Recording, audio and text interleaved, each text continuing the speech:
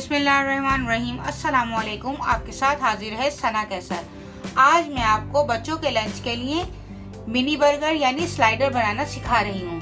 पहले हम चिकन का एक पीस लेंगे, हम इसको अच्छी तरह कोट कर लेंगे, फिर हम इसको अंडे में डिप करेंगे और फिर दोबारा इसको ड्राई मसाले में कोट करेंगे। इसी तरह हम सारे चिकन के पीसेस को कोट करके डिश पे रखते जाएंगे।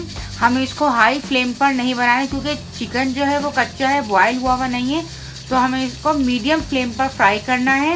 ये देखें कितना अच्छा कराया है। सॉस इन स्लाइडर्स में काफ़ी होती है। चलिए अब हम ये चिकन के पीसेस रखेंगे और छोटे छोटा पीस हम सलाद का पत्ता रख देंगे इसके अंदर। ये देखें मिनी स्लाइडर्स रेडी हो चुके हैं। अगर आपको मेरी रेसिपी पसंद आई है तो मुझे कमेंट्स में ज़रूर बताएं और मेरे चैनल को लाइक, शेयर और सब्सक्राइब कीजिए।